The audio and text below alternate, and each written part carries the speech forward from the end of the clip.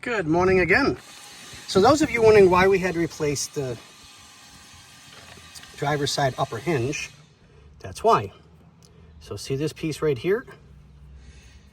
We don't have it on there, but we have it on the new one. That's what holds the arm, which would be right there, and the spring would go right here.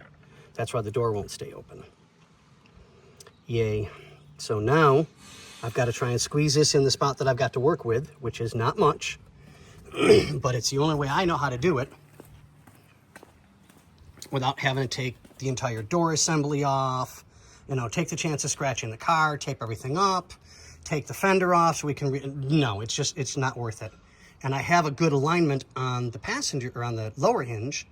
So all we did is we're supporting the door so that we can pull the hinge out.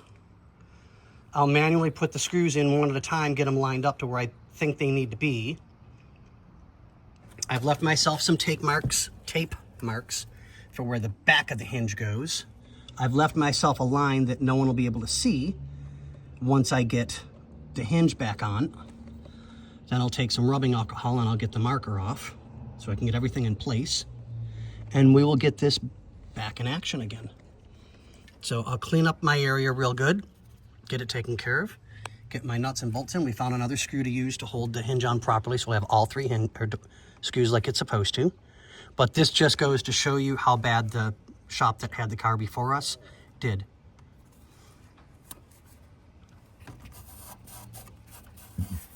That's all rust. Was never taken care of properly.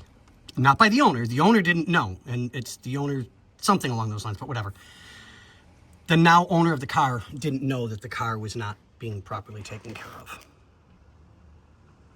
It's shops like that that give other shops a bad name. And it's actually kind of frustrating.